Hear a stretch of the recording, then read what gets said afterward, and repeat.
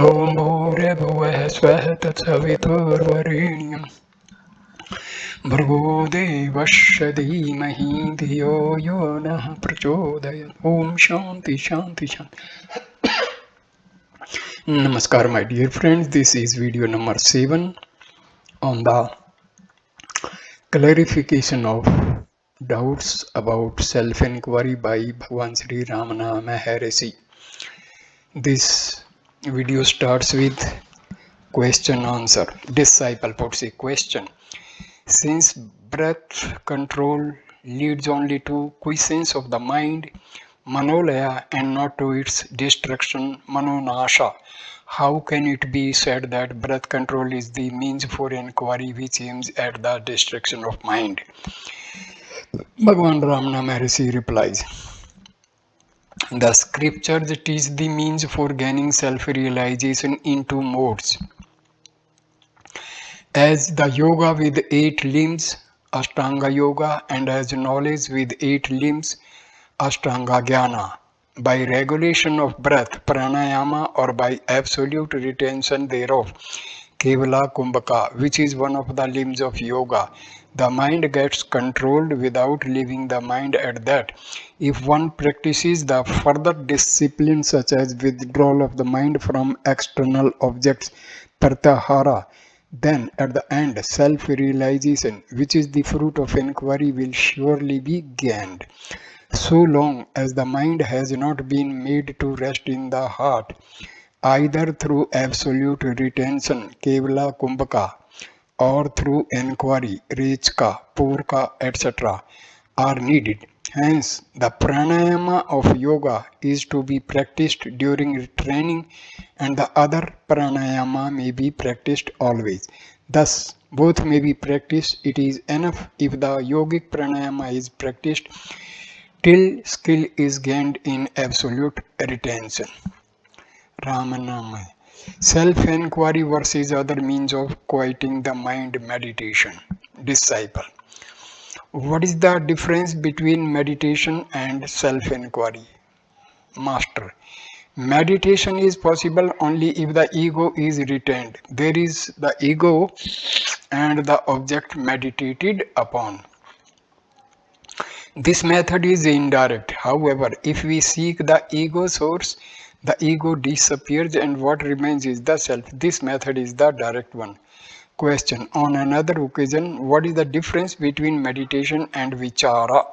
Maharshi replies, meditation can be upon an object, external or otherwise. Thus, subject and object differ. In vichara, both subject and object are the same, the self. Enquiry consists in retaining the mind in the self. Meditation consists in thinking that one's self is Brahma, existence, consciousness, bliss. Who is the meditator? Ask the question first. Remain as the meditator. There is no need to meditate. Meditation is one approach that will drive away other thoughts. The one thought of God will dominate others. That is concentration. The object of meditation is thus the same as that of vichara. The only inquiry leading to self-realization is seeking the source of the I with inturned mind and without uttering the word I. Meditation on I am not this, I am that may be an aid to the inquiry, but it cannot be the inquiry. Meditation should be on the self. Everyone knows I am. Who is the I? It will be neither within nor without, neither on the right nor the left. I am. That's all. The heart is the center from which everything springs. Because you now see the world, the body, etc., it is said that there is a center for them called the heart. But when actually in it, the heart is neither in the center nor at the circumference, as then there is nothing else. The experience of self is possible only for the mind that has become subtle and unmoving as a result of prolonged meditation. He who is thus endowed with a mind that has become subtle and who has the experience of the self is called a Jivan Mukta, All kinds of thoughts arise in meditation. That is only right. For what lies hidden in you is brought out. Unless it rises up, how can it be destroyed? Thoughts rise up spontaneously, as it were, but only to be extinguished in due course, thus strengthening the mind. The bliss of Brahma will not become manifest owing to the mere immobility of the inner organ. It will become manifest only through the concept of the form of Brahma, Brahmakara Virati, since this will arise only through reflection, Chintana on the meaning of the Vedanta text, and since unsteadiness will disappear even through this. One who desires to have the bliss of liberation while alive has to reflect on the meaning of Vedanta text only and need not meditate, do upasana. The purport of prescribing meditation on the Parnava is this. The Parnava is Omkara consisting of 3.5 matras, which A, U, M and Ardha matra. Of these, A stands for the waking state, Visvajiva and the gross body. U stands for the dream state, Tejasa Jiva and the subtle body. M stands for the sleep state, Prajna Jiva and the causal body. The Ardha Matra represents the Turiya, which is the self or I nature, and what is beyond that is the state of Turiyatita or pure bliss. The fourth state, which is the state of I nature, was referring to it in the section on meditation, Dhyana. This has been variously described as of the nature of a matra, which includes the 3 matras A, U, and M, as monakshra, silence, syllable, as japa, as muttering without muttering, and as the Advaita mantra, which is the essence of all mantras such as Panchakshara. In order to get at this true significance, one should meditate on the Parnava. This is meditation which is of the nature of devotion, consisting in reflection on the truth of the self. The fruition of this process is samadhi, which yields release, which is the state of unsurpassed bliss. The revered gurus also have said that release is to be gained only by devotion, which is of the nature of reflection on the truth of the self. A. The purport of teaching that one should cultivate the idea that one is not different from the self. Luminous reality is this. Scripture defines meditation in these words: in the middle of the 8-petaled heart lotus, which is of the nature of all and which is referred to as Kailasa, Vaikuntha and Paramapada, there is the reality which is of the size of the thumb, which is dazzling like lightning and which shines like a flame. By meditating on it, a person gains immortality.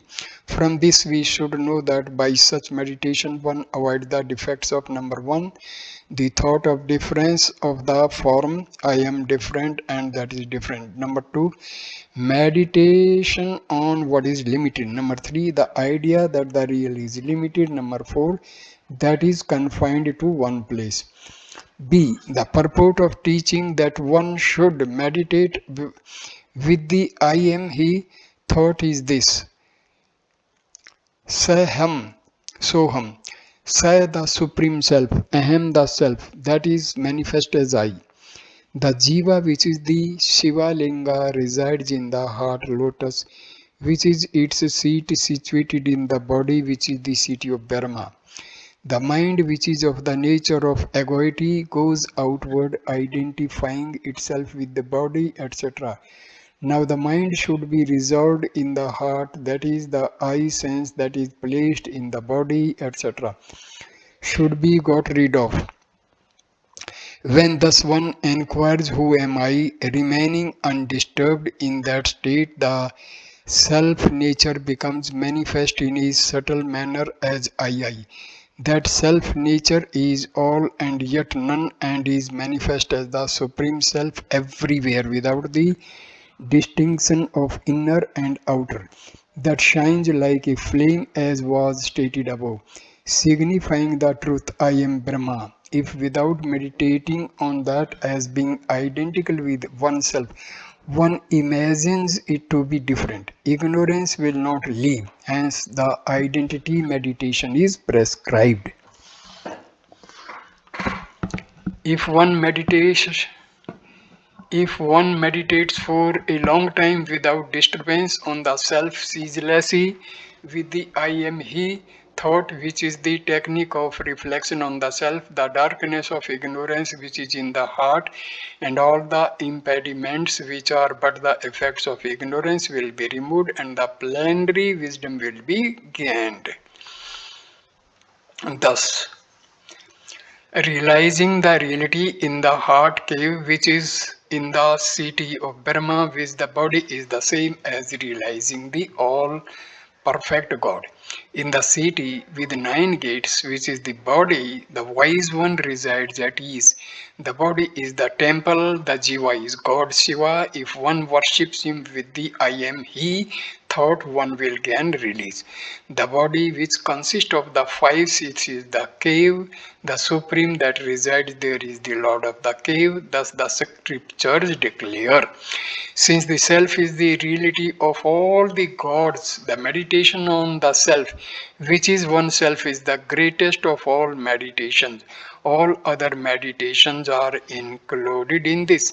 It is for gaining this that the other meditations are prescribed. So, if this is gained, the others are not necessary. Knowing one's self is knowing God. Without knowing one's self that meditates, imagining that there is a deity which is different and meditating on it is compared by the great ones to the act of measuring with one's foot one's own shadow, and to the search for a trivial conch after throwing away a priceless gem that is already in one's possession. The self is self-luminous, without darkness and light, and is the reality which is self-manifest. Therefore, one should not think of it as this or that. The very thought of thinking will end in bondage. The purport of meditation on the self is to make the mind take the form of the self. In the middle of the heart cave, the pure Brahma is directly manifest as the self in the form I. Can there be greater ignorance than to think of it in manifold ways without knowing it as aforementioned?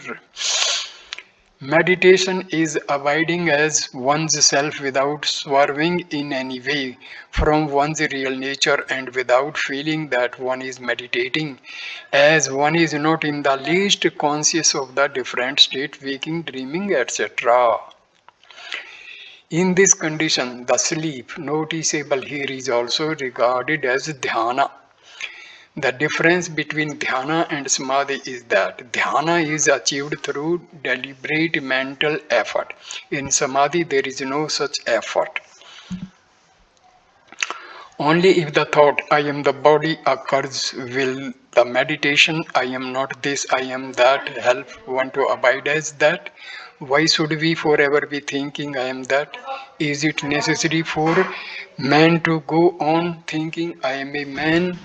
Are we not always that? Ramana Maharshi. Although the scriptures proclaim, thou art that, it is only a sign of weakness of mind to meditate, I am that, not this, because you are eternally that. What has to be done is to investigate what one really is and remain that. The only inquiry leading to self-realization is seeking the source of the I with interned mind and without uttering the word I. Meditation on I am not this, I am that may be an aid to the inquiry, but it cannot be the inquiry. Meditation needs effort. Jnanam is effortless. Meditation can be done or not done or wrongly done. Jnanam is not so. Meditation is described as Kartra Tantra, as doer Jovan. Jnanam is Vastu Tantra, thus supreme Jovan.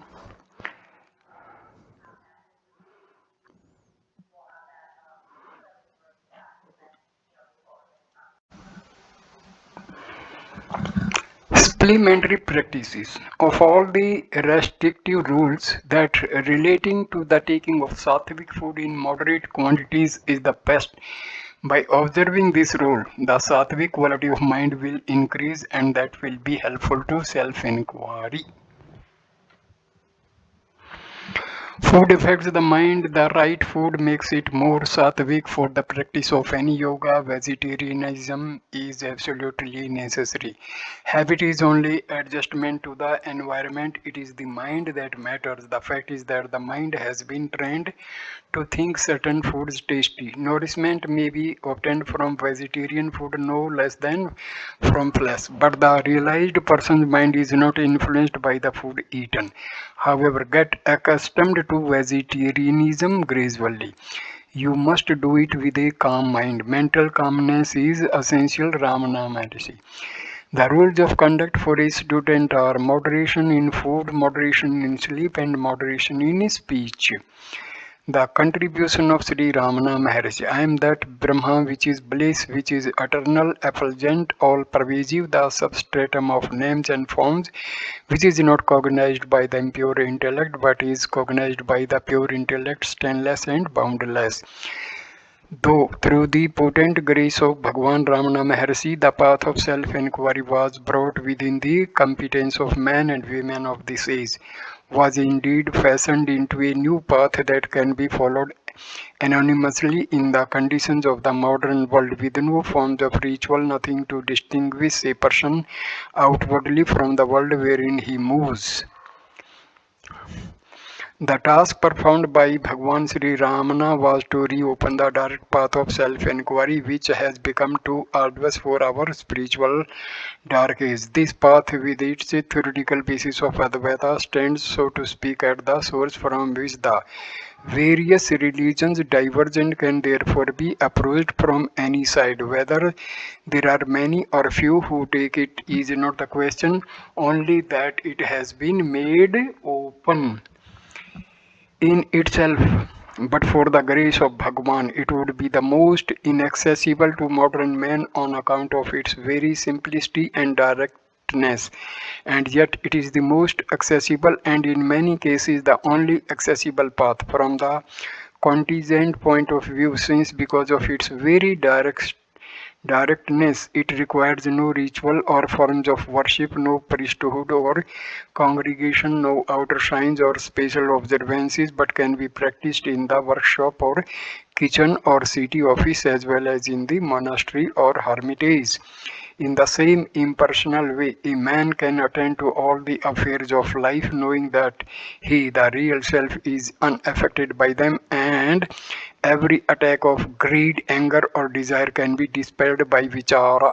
It must be dispelled because it is no use repeating that one is the self and acting as though one were the ego, real, even partial awareness of the self, weakness, egotism. Egotism, whether expressed as vanity, greed, or desire, is a proof that recognition of the self is merely mental. This means that in adapting an ancient path to modern conditions, Bhagwan has in effect created a new path. The ancient path of self-inquiry was pure Jnana Marga to be followed by the recluse in silence and solitude, withdrawn from the outer world. Bhagwan has made it a path to be followed, invisible in the world in the conditions of modern life. Whosoever submits to him will be borne up and never forsaken. God and Guru are not really different. They are identical. He who has earned the grace of the Guru will undoubtedly be saved and never forsaken, just as the prey that has fallen into the tiger's jaws will never be allowed to escape. The disciple, for his part, should unswervingly follow the path shown by the master. So thank you for watching this video. Please like, comment and share the video and subscribe the channel. Thanks. Namaskar, my dear friends.